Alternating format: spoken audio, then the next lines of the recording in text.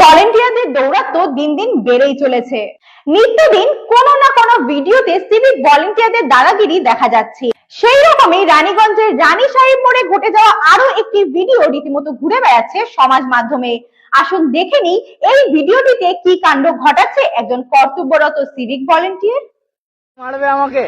তুমি সিভিক হয়ে আবার বেশি বাড়াবাড়ি? হ্যাঁ, তুমি সিভিক হয়ে আসবে আমাকে? তোমার এত বড় আসপর্দা? হ্যাঁ, তুমি সিভিক হয়ে আমার মারতে আসবে? অফিসার ওখানে দাঁড়িয়ে দাঁড়িয়ে কথা বলবে, সিভিক হয়ে মারতে আসবে? হ্যাঁ, সিভিক হয়ে মারতে আসবে?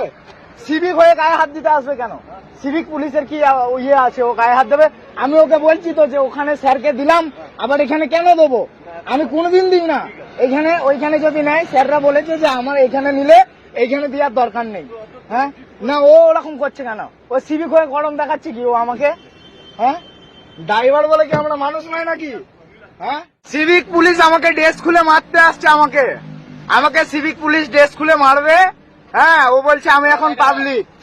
হ্যাঁ, কত বড় সাহস! মিলেমিশে চলতে হবে, ওকে ভালোভাবে বললাম। ওখানে পয়সা দেবো, এখানে দেবো না। তাহলে ও অত হুট যদি করবে কি আছে? তোর চাকরি আমি খেলাম।